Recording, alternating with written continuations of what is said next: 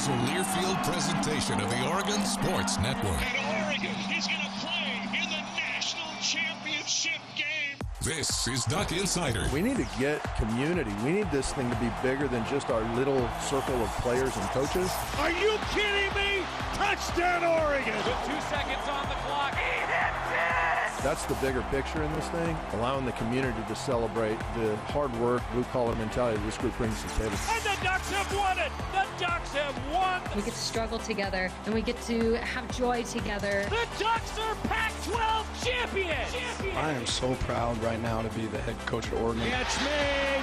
Touchdown, Oregon!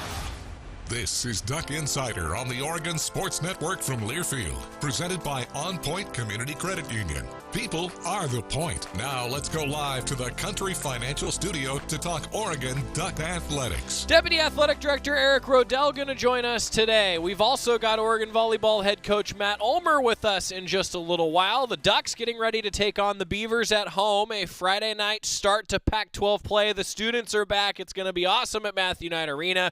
And of course, Oregon football getting ready to take on Colorado. A battle of 3-0 teams to begin Pac-12 play. The Ducks against the Buffs. Man, this is going to be fun. 12:30 on ABC, 10:30 pregame show for us across the Oregon Sports Network. Weekly press conferences, always a thing that draw a lot of attention. We'll hear a little bit from Coach Prime, Deion Sanders, coming up later this week, and also the voice of the Buffs, Mark Johnson's going to join us on Thursday. View from the other side of this matchup. And then, of course, a lot of perspective from Oregon student-athletes. Bo Nix, Casey Rogers, a couple guys that met with the media today with more student-athlete interviews to come. And Dan Lanning, talking about weekly press conferences. The Duck head coach met with the media last night, kicking off our Tuesday show, hearing from Oregon's head coach. Yeah, really exciting week for us here. Super pumped about the crowd that we're about to see in Autzen. I think there's a lot of excitement surrounding these games. I know our players are really pumped to get out there. You know, I think Coach Sanders has done a great job, obviously, with his team. He's created a lot of momentum, and they've done phenomenal in their first 3 games. So this will be a fun one for us. You're kicking off conference play in a league that has generated a lot of attention for the success the last few weeks. Just your reaction to kind of how the league has comported itself through non-conference play, and then going into the media conference play. Yeah, I think there's a lot of great teams in this conference, and I think that's really evident with how they've performed outside of the conference, right? We kind of talked to our players about, hey, preseason over, right? You've been playing, opposing conferences, other teams, but now this is when we get in the meat and potatoes of what really matters for us and our goals that we want to accomplish. So there's some great teams. I think we'll continue to see that each week. I think we have a really tough schedule and certainly a tough opponent coming up here this week. Dan, in addressing the penalties and creating accountability, how far are you willing to take it in accountability? And I ask in that if there's a delay of game, does Bo come out? Or the CQ exchange with Jackson, he had 2 illegal men downfield. If it was their fault, it wasn't their fault. On the men downfield bit? Okay. Yeah, it's coaching error. It was something we got to improve. Travis Hunter has talked before about his relationship with you. Sounds like he won't be playing this game, but I'm curious what you think of, what you thought of what you've seen from him so far this year and his career at Colorado so far. Yeah, he's a special player. I absolutely hate that for Travis. He's a dynamic kid. He's got a special personality and obviously is tremendous on the football field, and he certainly gave them an edge. So I hope he gets healthy soon. I hate not to get to see him play in this game because, he's meant for a stage like this, the stage that we're going to have this Saturday. What stands out on film with Colorado offense and defense? Yeah, Sean Lewis, their offensive coordinator, does a phenomenal job. He creates a lot of issues. They're the fastest-paced team in our conference. They're obviously passing for a ton of yards. Their quarterback's playing as well as anybody right now, and he has a really good grasp of their system. And I think that they do a great job of connecting on balls down the field, having a lot of change-ups, creating some efficiencies in their offense with the tempo that they move with. Defensively, Coach Kelly does a great job. We're kind of cut from the same tree as far as philosophy and how he operates, and I think they're playing, well within their scheme. They understand their strengths, their weaknesses. They understand how to utilize their players, and I think that shows up, throughout the film for them. Yeah, on that note, obviously with Travis out, how do you go about the challenge of trying to stop their 2 other receivers, Weaver and Horn, just with how much success they've had this season? Yeah, they're both really, really talented. They're really good. They're people we have to be aware of, on every snap. And they're certainly not the only ones, right? Their running back right now is a guy that we recruited out of Derby, Kansas, and he'll probably be the fastest man on the field almost every time he's on the field, if not every time he's on the field on Saturday. He's got elite speed. Weaver's been performing at a really, high level. But they're dynamic. We got to make sure we know where those threats are at and we can take care of them.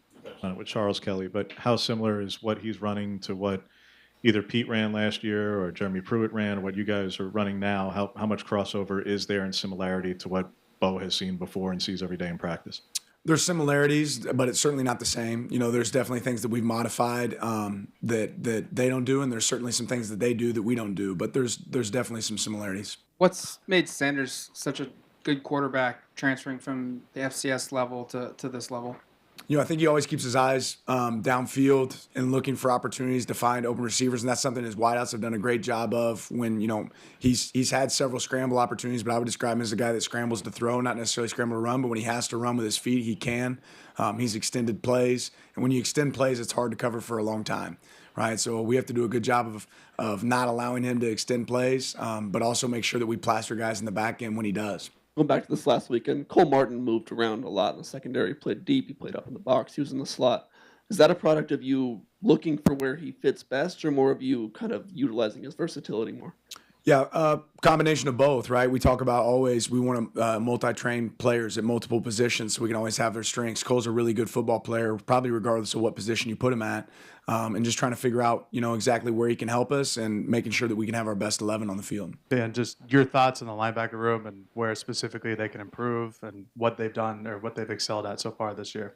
Yeah, I think they've gotten a lot better game to game. There's been a lot of improvements in general just in our tackling and execution. I think they've been really good communicators as a whole. They're really the signal callers on your defense.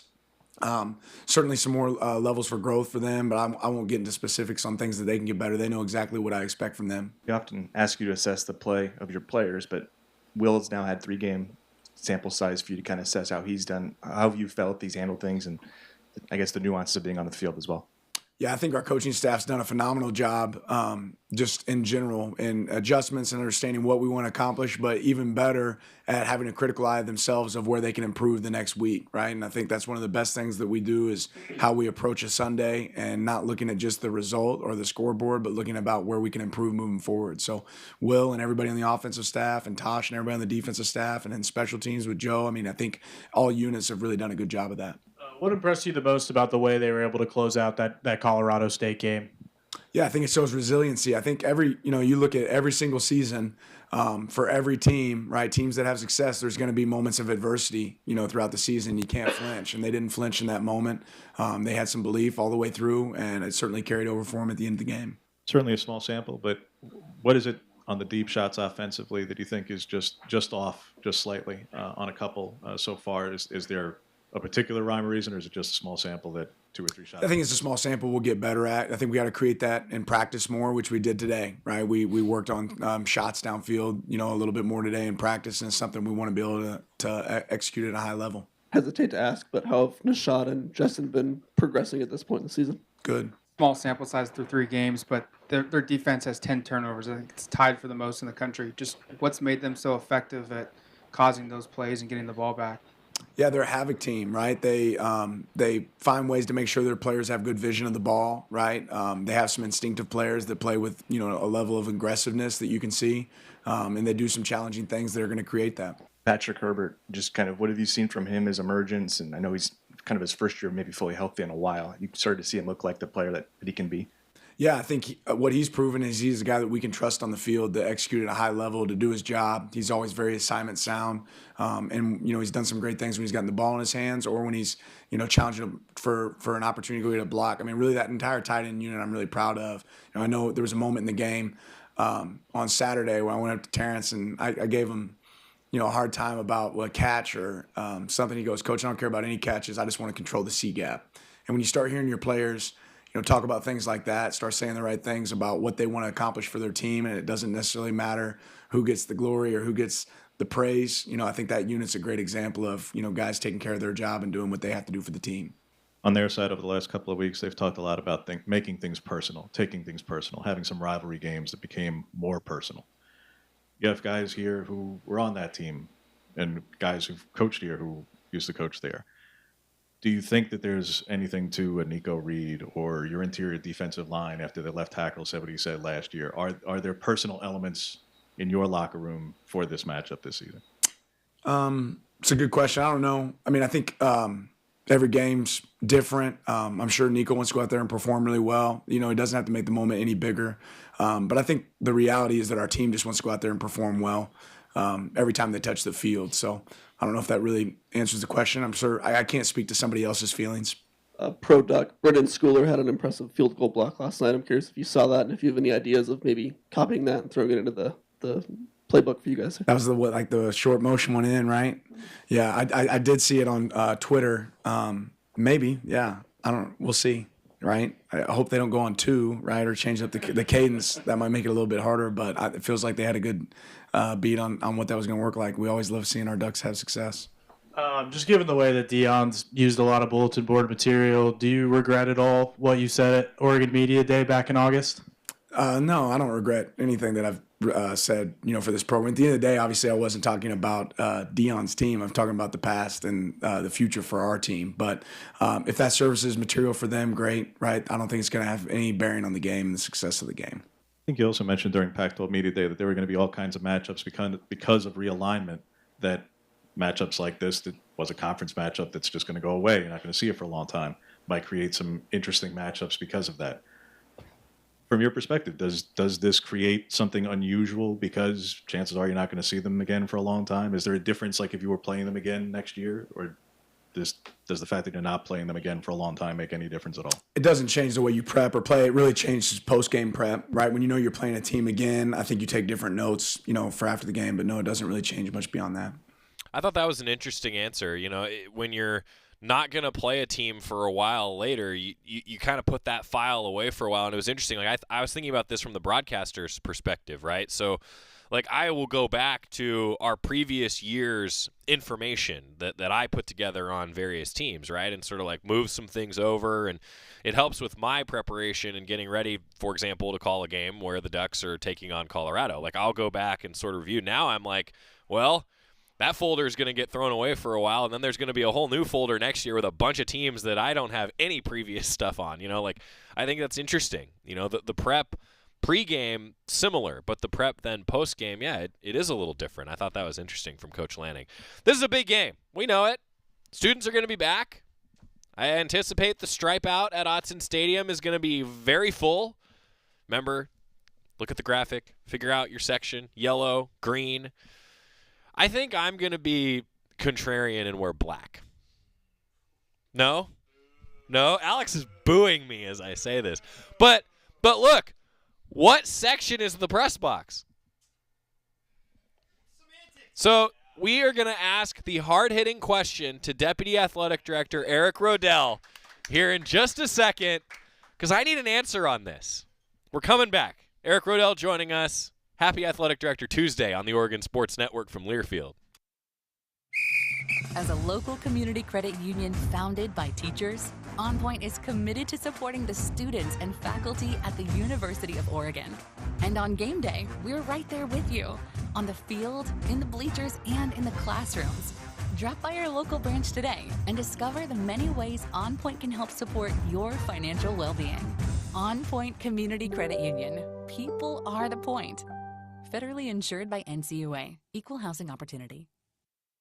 Hey Duck fans, we're all about protecting our home turf here in Eugene. You should do the same for your home with Country Financial Insurance. Most home insurance doesn't account for inflation, but with Country Financial, yours can. If something happens to your home, make sure you can rebuild the same house in the same place. Call a local representative or 866-COUNTRY and get a solid defense for your home. Home insurance policies issued by Country Mutual Insurance Company, Country Casualty Insurance Company, or Country Preferred Insurance Company, Bloomington, Illinois. Property must meet age and condition requirements, which vary by state.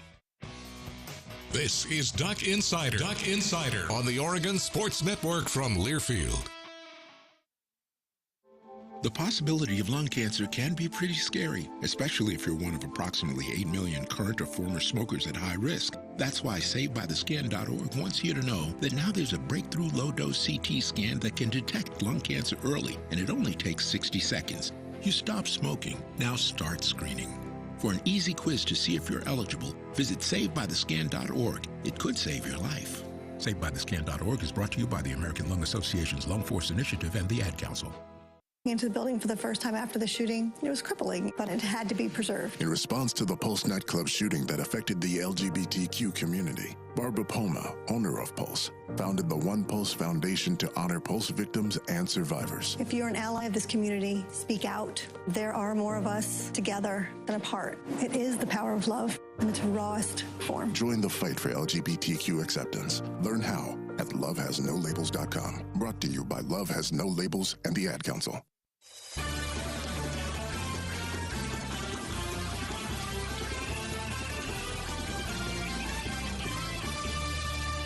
Hard-hitting questions on Athletic Director Tuesday. It is Duck Insider. Oh, stripe out. Even equals green. Odd plus students equals yellow. Alex has written this on his whiteboard hand for today. I think those of you that are watching the show are probably going to get a lot more out of the graphic that actually shows these things that we'll get to in a second. But okay, the hard-hitting question. Hi, Eric. How are you? Are things good? Well, hold on. Microphone first from Knight. He's got to get the microphone on. Then once I'll tell you this. So the hard-hitting questions always come, as you know, right? I hope. Do I work? Yeah. All right, I'm live. Here we go. The hard-hitting questions. Okay, so if the students are all yellow, here's my perspective. If the students are all yellow, I think the press box should be green because there's going to be a lot more yellow.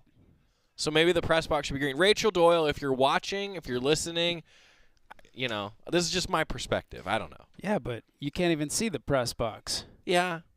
I'm just thinking like balance of color scheme. I don't know. Yeah, go for it. You're right. You can't see the press box. Well, so before you came in, I said I was going to be contrarian. I was just going to wear black because I'm not a fan out there, you know, like I'm just sitting in the press box. So as long as you got the fighting duck on, you're That's good. right. See, yeah. Eric Roedl, Deputy Athletic Director, is here. Thanks for the hard-hitting questions. Hey, this is what it's all about, right? I mean, 2 3-0 teams battling at Autzen Stadium. That's what you want to see on a Saturday.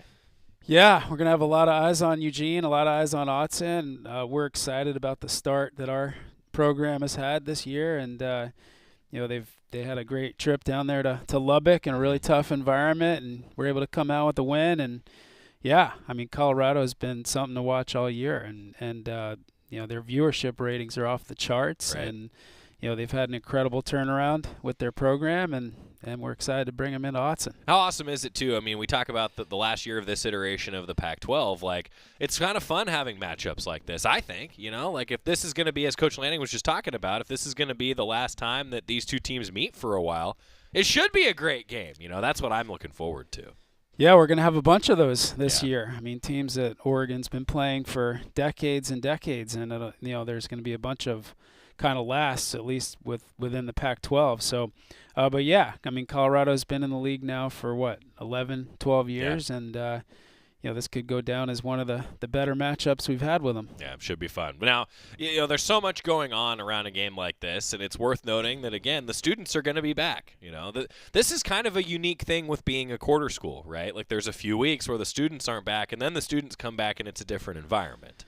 Yeah, we're a quarter of the way into the season. Yeah. Now we get our students back. I mean, for the preseason or non-con games, we're usually a couple thousand students, and, you know, we'll be up close to 8,000 strong this Saturday, and we're excited to get them in there, and you know, especially the freshmen and the excitement and first college football experience. Right. Yeah, that's true. God, first college football experience. I'm remembering mine now. Yeah, that's Tell gonna us be about fun. it, Joey. No, I'm smarter than that. I can tell this part of the story. I was in the student section for one season. My freshman year was the only year that I spent in the student section. After that, I was working with KWVA and et cetera. So my best memory that I have is actually the Arizona State game. So Arizona State, this would have been the fall of 2011. I have never been so sick as I was that time because I got up for game day, went to the game. I don't think I slept for like 2 days. Oh, it just wiped me out, let me tell you. Now I do that, and I would like never show up to work the next day. But yeah, there you go. That's one of my fun experiences from being a student. There you go. Yeah. See, I think we need to do an undercover boss and have you be in the student section for one of these games. we could pull this off, right? I've ventured over there a few times. It's an interesting place. Yeah. I like that answer. Deputy Athletic Director Eric Roedl joining us. One of the things that you and I, it's sort of become, at least I think some fans have noticed this, like it's become a running joke that I always ask you about football scheduling, right? Well, so when you put together this schedule, so I was trying to think about this. You put together this schedule for this year. It was what, like 10 years ago that this one got completed? Not quite, but it's been a half a decade probably. So you put together a schedule with someone like Texas Tech. You're making that road trip. Like, you don't know what the Pac-12 conference schedule is going to be at that point. So I was just kind of interested, Eric, like, what's the process of putting that together? Because sometimes the stars align for a game like this, Like, this game could be in November, and it's a very different conversation. Like, I don't know. Sometimes it's just fun that the stars line up. That has to be rewarding for someone like you. Yeah, I mean, you never know. So generally what we do know about the Pac-12 is whether it's going to be a year. So it's 9 games in our conference. So we know always that in the even years we would play 4 home conference games. In the odd years we got 5 home conference games. And then typically going out, 6 or 7 years, we would always know who our opponents were going to be, but we'd never know when we're going to play them within the season. So, yeah, sometimes the stars have to align, and Colorado, just falling as our Pac-12 opener, and, both of us having been off to a great start, this is really what you live for. Right. This is the kind of exciting matchup, and, national TV, ABC, 12:30, great kick time, and, yeah, I mean, like I said, lots of eyeballs, all eyes on Autzen. Yeah, Oregon traditionally has been one of the most viewed in the TV viewership, one of the most viewed teams. Colorado, the numbers that you're alluding to, over 9 million viewers for the Colorado State game. I mean, that makes for a fun environment. You talk about national attention. That's what you're after. Yeah, and again, like you said, Oregon traditionally has been the leading viewership program in the conference, and this will only bolster that, and certainly Colorado and what they've done, I think they were the first 2 weeks on Big Fox, and then this past weekend on, was it ESPN with Colorado State. So, yeah, we'll definitely have a lot of action, a lot of energy on Saturday. And ticket sales have gone well. Ticket sales have been tremendous. The students have been great. Even through the early games, non-conference, our students have been really good. And, as we look forward into the season now, we've got 5 home games remaining, 5 Pac-12 games. They could all end up being very well sold out. Yeah.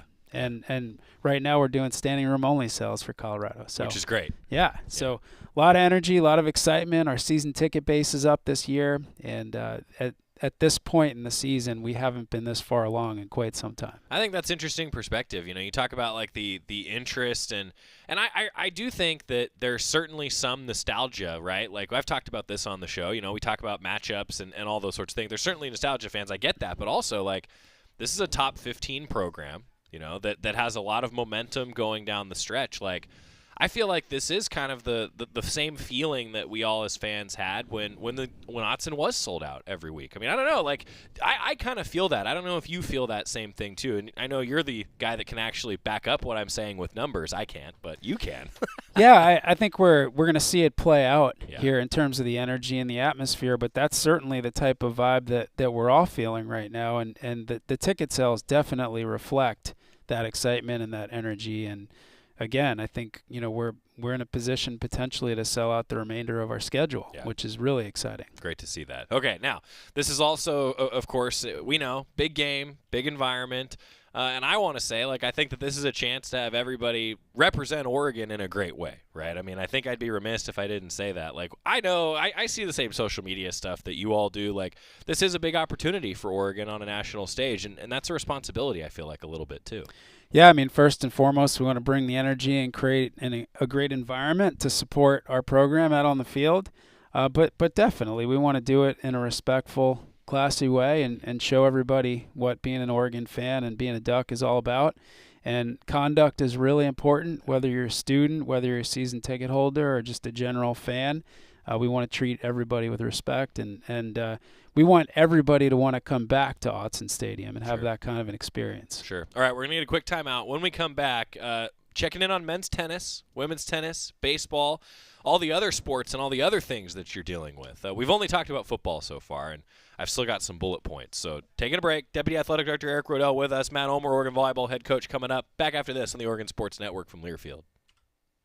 Dear roads, trails, and rivers. Ready for some SUV action? Drive family adventures with the Highlander. Make a splash with the RAV4. Or haul fun with the Sequoia. Check them at Toyota.com. Toyota, let's go places. As a local community credit union founded by teachers, OnPoint is committed to supporting the students and faculty at the University of Oregon. And on game day, we're right there with you, on the field, in the bleachers, and in the classrooms. Drop by our local branch today and discover the many ways OnPoint can help support your financial well-being. OnPoint Community Credit Union. People are the point. Federally insured by NCUA. Equal housing opportunity. Dear roads, trails, and rivers. Ready for some SUV action? Drive family adventures with the Highlander. Make a splash with the RAV4. Or haul fun with the Sequoia. Check them at Toyota.com. Toyota, let's go places. Your daily dose of Oregon athletics. This is Duck Insider from Learfield. The impact of a meal goes well beyond feeding our bodies, because feeling full can sound like this. How did the interview go? I did it! I got the job! I can't believe it! And like this. Mom, I got first place at the science fair with my volcano project. That's amazing, sweetie. Congratulations. Because when people are fed, futures are nourished, and everyone deserves to live a full life. Join the movement to end hunger at feedingamerica.org/act now. Brought to you by Feeding America and the Ad Council. Hi, I'm Smokey Bear, and I made an assistant to help you out, because only you can prevent wildfires. Hey, Assistant Smokey Bear. Call me Papa Bear, because I'm grilling up dinner. Do you get it? Yes, good job. So, what should I do with all these coals? Don't just toss them out. Put them in a metal container, because those embers can start a wildfire. I understand.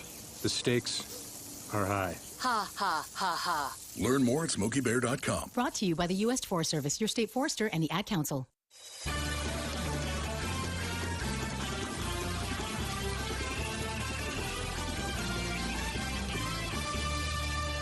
Back on Duck Insider, presented by OnPoint Community Credit Union. Joey Mack, joined by Deputy Athletic Director Eric Roedl. You know, yesterday, talking about scheduling, the men's basketball non-conference schedule has been announced. The pairings for the Pac-12 slate have been announced, and now in the coming weeks, there's going to be, like, some games move to Wednesday, some move to Sunday. You find out the tip times based on the TV partners. But I did want to ask you about that. Like, the non-conference schedule is here. It's available on GoDucks.com. And one game that myself, a lot of people have been interested in is the home game with Michigan. It's finally happening, Eric. Like, so what happens in those situations? Like, scheduling gets crazy in 2020. Take us back through time if you could. Yeah, I mean, we had the series with Michigan, and I think we can all remember that was a pretty cool Saturday in Ann Arbor. We were able to pull out a win there. 2 game winners. Yeah. Remember that? Exactly. Game winner before it went to overtime? Yeah, anyway. Yeah. So then, you know, pandemic hit, and they weren't able to return that game in our non-conference in 2020, I believe. And so it took some time and, you know, some jockeying between us and Michigan. And finally we got it back on the schedule. Saturday, December 2nd. It's pretty much the home highlight of our basketball non-conference schedule. We are going to do everything we can to fill the arena, and we need all of our fans to get out there and get some early season energy going to support the guys. Yeah, especially so if that date rings a bell for you, it's because the Pac-12 championship game for football is the night before. So it could be a fun weekend for the Ducks if things go according to plan. I'm just putting that out there, Eric. That is the plan, Joey, right? That's the plan. But yeah, Oregon, Michigan, I mean that's a non-conference game. I feel like in college basketball in general, Eric, like the more of those non-conference marquee matchups, I feel like it's good for the sport, you know? Like when you get into bowl season, I like having those marquee matchups in college basketball. Well, yeah, and especially home and home non-conference marquee matchups. I mean, they're great neutral site as well, and we've played a number of those over the years. But when you can really go into someone else's gym and then get them back in your gym, I think that really adds a new element to it. Right. And, you know, to have a program like that that's, you know, won national championships and recently been in the national championship game and and the tradition we've established within our own program, that's a huge matchup, and we're excited about it. All right, Deputy Athletic Director Eric Roedl joining us. You're overseeing the tennis programs as well. This has been so cool. So I got to tell you, next week, Quinn Vandercastile and Neil Sheelander are coming on the show. I'm really looking forward to this, and you can speak to it better than I can, but what Quinn Vandercastile has done over the summer has been so much fun to watch. Take it from here, if you could. Well, yeah, so Quinn's a rising senior. He's starting his 4th year with us, and he's been an incredible part of our program. And his brother Luke was a part of our program, just finished up last year and was an honors program student. Both of them are phenomenal, both on the court and the classroom. Can't say enough about their family and what they've done for our tennis program. But Quinn, he made a decision that he was really going to attack the start of a professional type of entry point this summer. There's a kind of a minor league circuit in the sport of tennis where you can play futures and challengers, and he had to work his way up really from scratch. He didn't have any points. He didn't have ranking points. He needed to get some opportunities to get in some qualifying draws, to get into main draws of the lowest level, and he worked his way through that. And he's worked his way to the point where he's currently ranked 630 in the world, ATP, which is no small feat when just back in May and June he had no ranking points. Wow. He was able to compete. I think we may have talked about this last time, but he was able to compete in the U.S. Open qualifying, which is incredibly hard to get into. He was able to get a wild card into that. But again, we're really proud of him. He grinded all summer. He played in a bunch of tournaments, got a lot of matches under his belt, beat a lot of great. When I say great, I mean top 3, top 400 type players. People who are literally professionals that are out competing week in and week out throughout the year. So Quinn has established a nice little foundation for post-graduation and post-eligibility here to go out and continue to attack that dream. That's awesome. Yeah. Quinn Vandercastile, he's going to be on the show next Wednesday. It's so cool, especially for tennis. It's unique that it's a team sport in college, right? Like you end up being an individual, unless I guess you're playing doubles, but for the most part, you're playing an individual schedule. Like it's so cool to see so many more guys going pro from this program. That means a lot to the program, I'd imagine. Yeah, across all of our sports. I mean, most of the student athletes you would talk to, especially when they first arrive on campus, that's their ambition. It's been their ambition since they were 5, 6 years old. So to see it happen for the select group that, can kind of put that talent and that, work ethic and all the things together that it takes, it's pretty cool to see that happen. One other thing I would say about Quinn that makes it extra special and unique is he's done it really without the help of a federation. He's not the darling of the USTA that's been provided with all these opportunities for training and wild cards into events. He's had to kind of earn his way through all that, so that's made it even that much more special. That's cool. Deputy Athletic Director Eric Roedl with us. And the men's tennis schedule starts before we know it. They're all reporting back here pretty soon. Yeah, the tennis programs. I actually met with the women this morning and going to be meeting with the men on Thursday, and they're going to get their fall practice going this week, and they'll be out competing in tournaments over the next couple weeks. And so the way it works for those programs is in the fall they'll play more individual format tournaments, and they'll build up kind of a singles and a doubles resume, if you will. And then once we get into January, they start the team portion. You mentioned Courtney Nagel's team. Well, go ahead. Yeah. I was going to say, you mentioned Courtney Nagel's team. Like, I'm excited to see the women's program continue to grow under her. I think everybody is. Yeah, well, they've got 4 returning players that have a lot of experience under their belts now, and then they've got 4 new players coming in from all over the world. Yeah. I think we've got Sweden, we got Spain, we got Switzerland.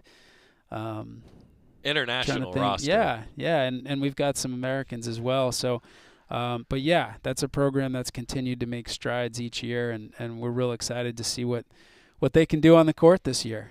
What do we miss? We've been talking with you for 20-some minutes. So what do we miss? Anything else fans should know? No, I think there's just a lot of energy happening right now. We got Coach Ulmer walking just in. Walked in. Look at this guy. I was just the warm-up act. Now you got the real thing coming on, and he's certainly got a lot to talk about. They've been awesome so far this year, and can't wait to see them with the Beavers this week. How's your singing voice? I don't have one. Okay. Well, but you can put him on. Yeah, we know that he's been rehearsing. It's gonna be great. Is that happening? Yep, it's happening. Okay. Okay. National anthem on senior night, performed by head coach Matt Ulmer. I didn't know it was happening, Yep. but that's a huge draw. It's no, happening. no doubt. Standing room only. Yeah, that's right. That's right. Standing room only. This is great. Eric, thanks for being here. Really appreciate it. Before I let you go, though, I did want to ask, baseball coming back. They're just starting practice. Actually, Waz is going to meet with the media tomorrow for some updates on their roster. Yeah.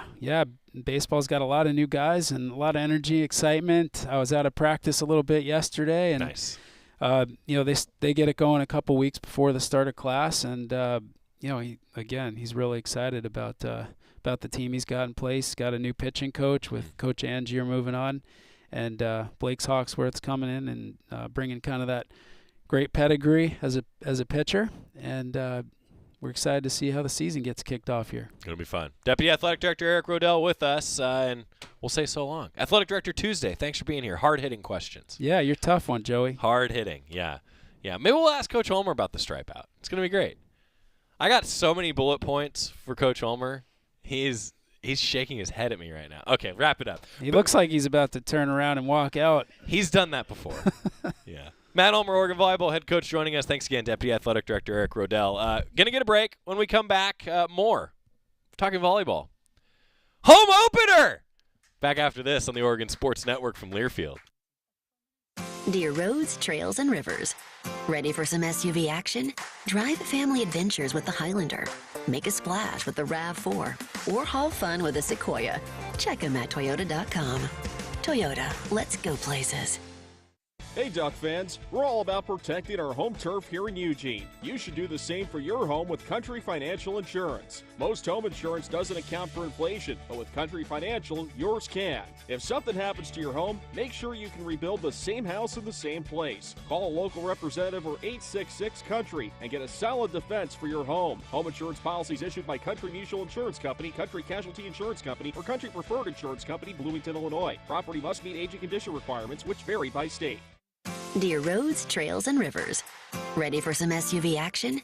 Drive family adventures with the Highlander. Make a splash with the RAV4. Or haul fun with a Sequoia. Check them at Toyota.com. Toyota, let's go places. Duck Insider continues after this timeout on the Oregon Sports Network from Learfield. Adopt US Kids presents What to Expect When You're Expecting a Teenager. Learning the lingo. GOAT, G-O-A-T, acronym, stands for Greatest of All Time. As in, spaghetti sandwiches for dinner? They're my fave. Dad, you're the GOAT. You don't have to speak teen to be a perfect parent. Thousands of teens in foster care will love you just the same. Visit adoptuskids.org. Brought to you by the U.S. Department of Health and Human Services, Adopt U.S. Kids, and the Ad Council. What is dedication? My biggest fear in the middle of my addiction was that my kids wouldn't have a father. And I started thinking, you know what? This isn't my story. I definitely had to become a better man to be a better father. It's important to me that my kids are empowered and truly believe that if they can think it, they can do it. That's dedication. Visit fatherhood.gov to hear more. Brought to you by the U.S. Department of Health and Human Services and the Ad Council.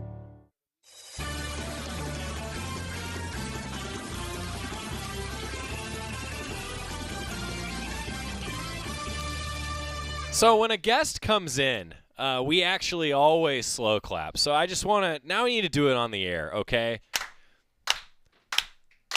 Matt Ulmer. You've never done that for me before. Oregon Volleyball head coach. That's not true. Every time you come in here, we do that. Never has that ever happened. Not one time. That's the first time ever. Can I get a vote? Don't you think I'd remember if a slow clap happened in my honor? No, you wouldn't. I absolutely would. No, you would not. It happens to you all the time. You've just blocked it out down the because street, we do it all the time. Down the street, people just start. Well, when you come in here. Oh, no. Okay. When you come off the street and you come in here, it happens. Anyway, It's nice to know that happens to everybody else. He deserves it because I'm gonna drop the curtain if we can a little bit. Yeah. All right. Yeah. Do that. So both myself and Coach Ulmer, after our discussion about Coach Ulmer singing the national anthem if the season ticket record was broken, I received screenshots from people saying, "Hey, you said you're one away. I got season tickets." Yeah. I know you did too, right? Yes. Yeah. So to all of the fans that sent those in, I honestly don't know exactly which one of you put us over the top, but there were many of you that did it. Yeah. And I want to slow clap for all of you now for doing that, because that was next level great stuff.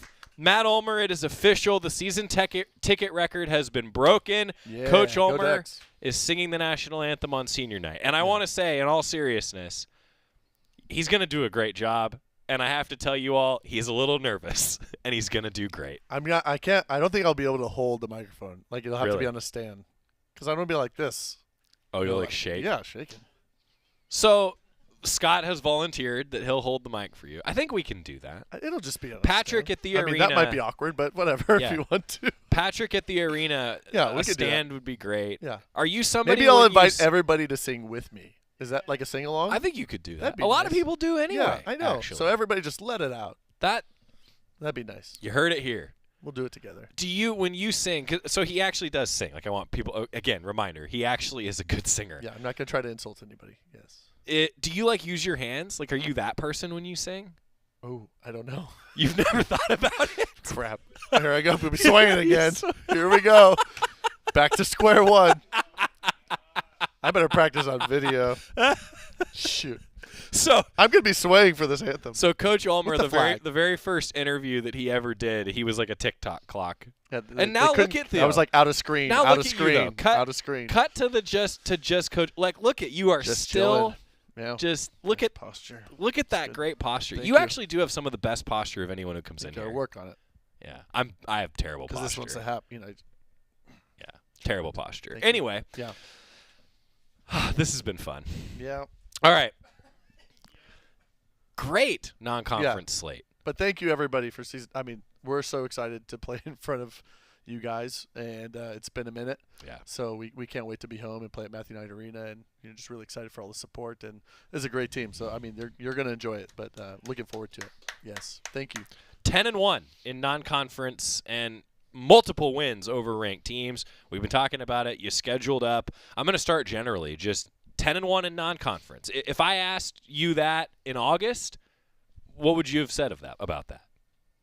That I believe you. Good. You know, again, don't know, who you beat, who you lose to, and how it goes about. But overall, the one loss we had was the overtime 16-14 fifth set loss to Minnesota.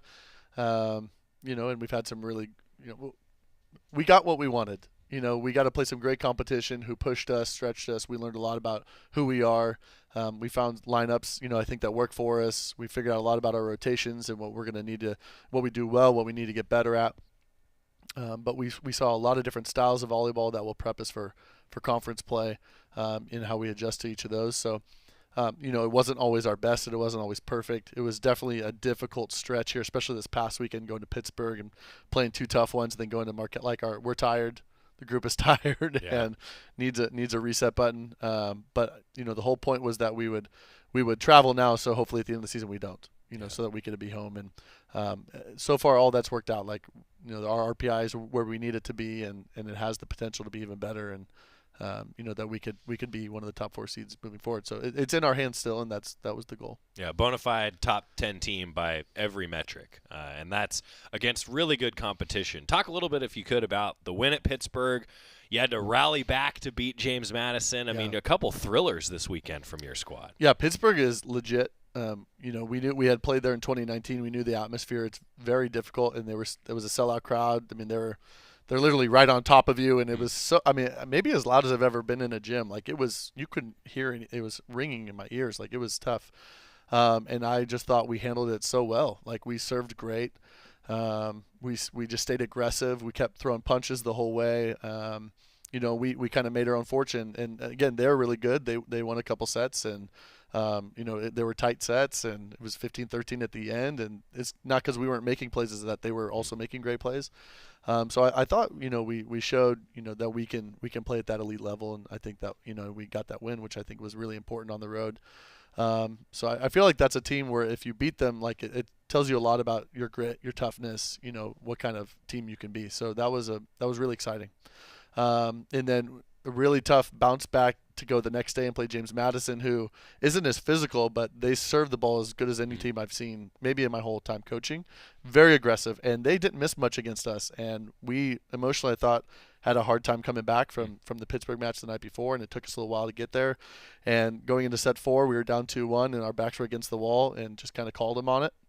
And they responded with a 25-8 win, and just probably after the worst set we played all year in the third set, we probably played our best set of the year in the fourth set, and then won in the fifth, 15-10. So I thought that was great also. I mean, it's just cool to see us respond in the ways that we did. I think that's really important for us. And then to go to Marquette and play a really nice complete match against a top 25 RPI team on the road after all the travel we've done and everything, I thought just spoke a lot to the character of the group. Yeah, I wanted to ask you about, like, you and I have talked about this before with, like, adjustments during a match. Like, it sounds like it was really just a mental adjustment against James Madison. Like, take us inside that. Like, what's going on as a team, and then you're able to break through the way you did? Yeah, I think, like, there were some things technically we weren't doing well, but I thought it was because of our lack of urgency. Like, it was our aggression. It was like just kind of slow motion, and they were just beating us to everything. Like, their swings were too fast for our block.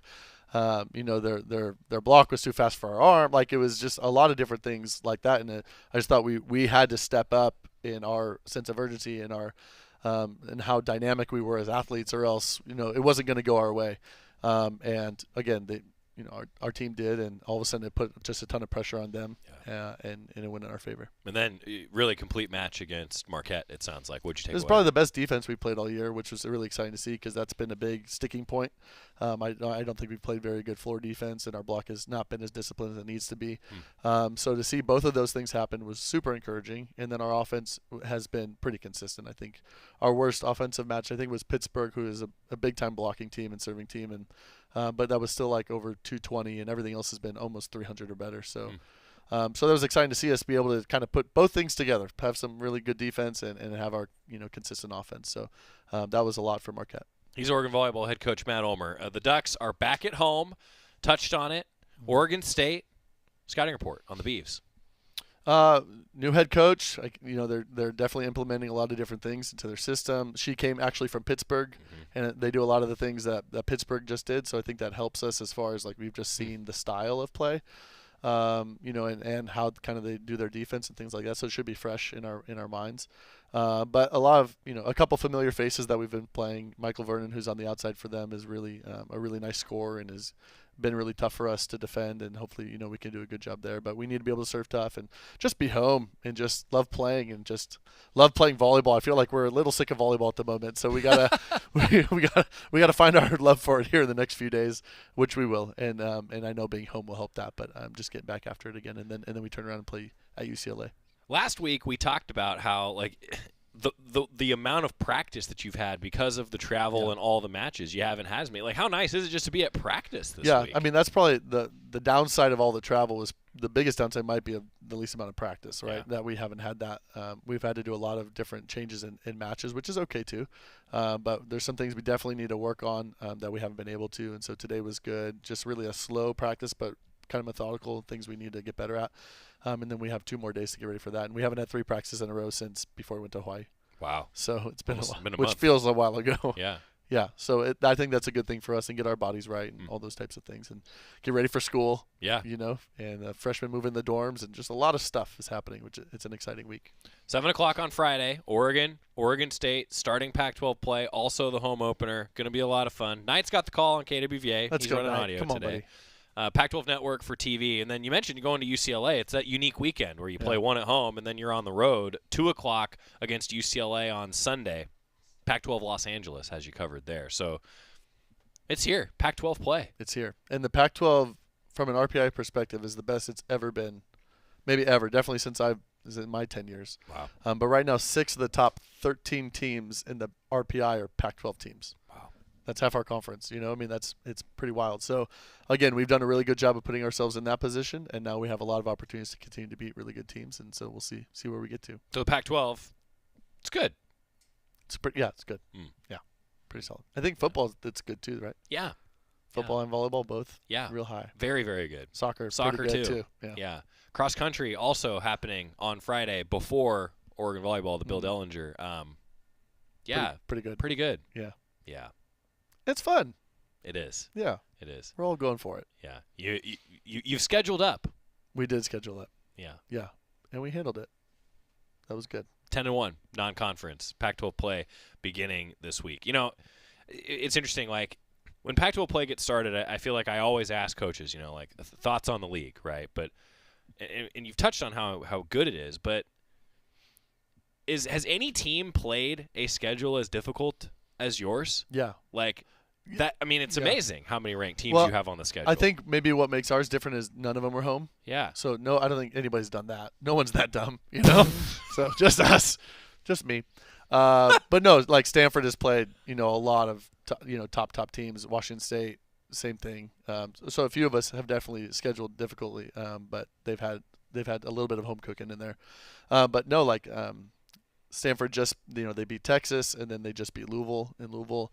And then Washington State just beat Texas in Texas, and they beat BYU at home. And those are like, and then we beat Pitt. Mm-hmm. And I think those are really important wins for our conference. Again, when you want to be a top 4 seed at the end to play at home all the way through. And a lot of times it's those teams that are in there, and so that our conference can own those wins over those guys, I think is hopefully will be impactful, you know, with the committee at the end. So I'm going to ask you I think it's a little bit of an unfair question. I warn you. I love that. Yeah. Okay. I get that all the time.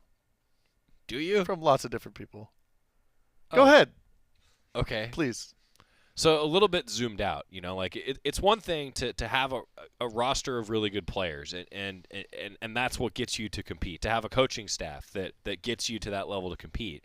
But the scheduling is a piece of that, right? Yeah. Like, what's your calculus like when you put together a schedule, you know? Like, how flexible can you be? Like, hey, you've got a lot of returners. You felt really good about your roster coming into this season. You know, you schedule up, and I don't know, like there's a calculus to trying to be one of those top 4 seeds. It's not just the wins and losses, I guess. It's who they're against, I suppose. Yeah, I mean, to make it like very simplistic, you want to beat teams that win a lot of games.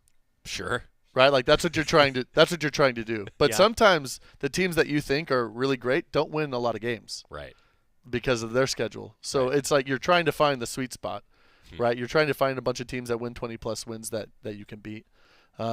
You know, and sometimes you're going to push yourselves, and maybe that's a team that would be a struggle for you, but you're going to go for it. But so I think we found a pretty good sweet spot this year. And then the other thing is you never know how those teams are going to be from one year to the next. Yeah. So even though just because they were good last year, maybe they won't deliver that same thing this year. And so far, I think everybody is going to be about what we thought they would be. Yeah. So I think, you know, that part's good. But yeah, like, you know, going to Marquette for that last match, like that was definitely a risk, right? Because we knew we'd be tired by the end. We're coming off that Pitt trip. We've already done 4.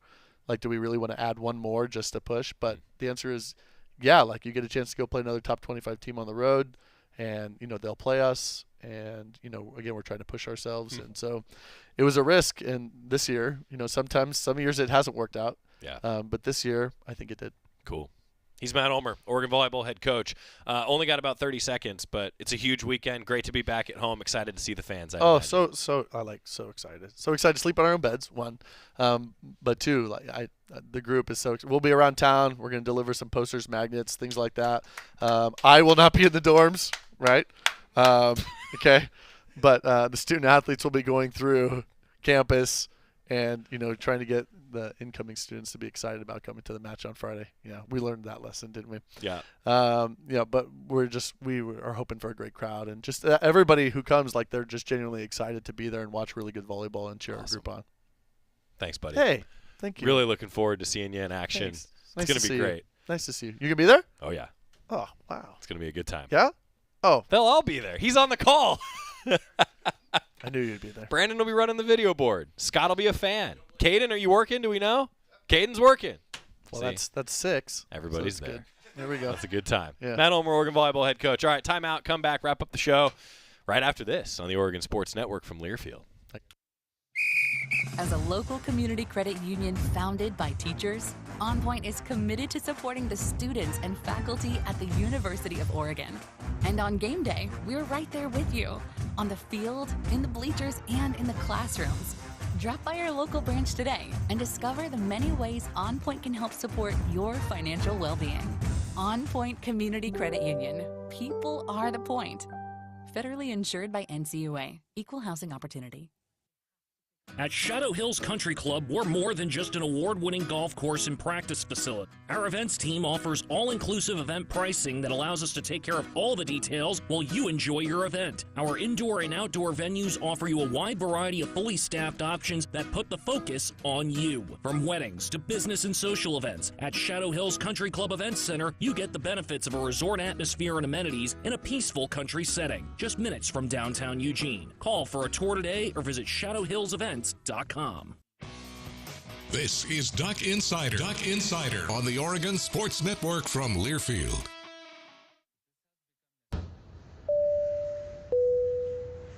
This is your captain. We are going to be experiencing some slight turbulence. Please fasten your... Oh, hold on. Just got a video of my cat. Imagine the pilot of an airplane was as confident as you are texting and driving. Seems kind of crazy when you put it like that.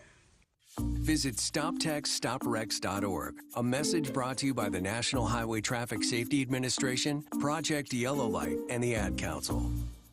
Into the building for the first time after the shooting, it was crippling, but it had to be preserved. In response to the Pulse nightclub shooting that affected the LGBTQ community, Barbara Poma, owner of Pulse, founded the One Pulse Foundation to honor Pulse victims and survivors. If you're an ally of this community, speak out. There are more of us together than apart. It is the power of love in its rawest form. Join the fight for LGBTQ acceptance. Learn how at lovehasnolabels.com. Brought to you by Love Has No Labels and the Ad Council.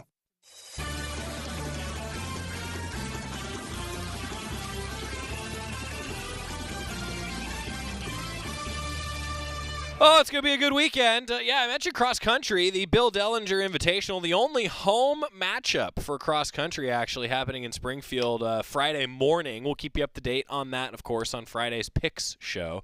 Jerry pulled even with me in picks. Sacramento State.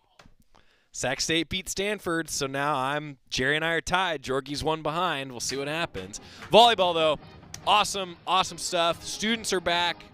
This is going to be fun. 7 o'clock on Friday. Oregon Soccer's on the road at 7 o'clock on Friday as well. And then, of course, that 12:30 kickoff. Tomorrow's show, Dan Lanning after practice. Bo Nix, he talked to the media after practice. Say we've got that for you. That's tomorrow's show in addition to Rob Mosley. What else can I tell you? Well, thanks to Eric Roedl. Thanks to Matt Ulmer. What a day. See you tomorrow. I'm Chris Jakovic. I served in the United States Air Force, and I deployed 3 times. So in 2017, I was serving as an Air Force First Sergeant. Our motto in that role is, my job is people, everyone is my business. But unfortunately in that year, I would lose my own brother, Lance Corporal Adam Jakovic, to suicide. The majority of veteran suicides are from guns. I store my weapons securely, not only for myself, but for my family. Store all your guns securely. Help stop suicide. My service never stops.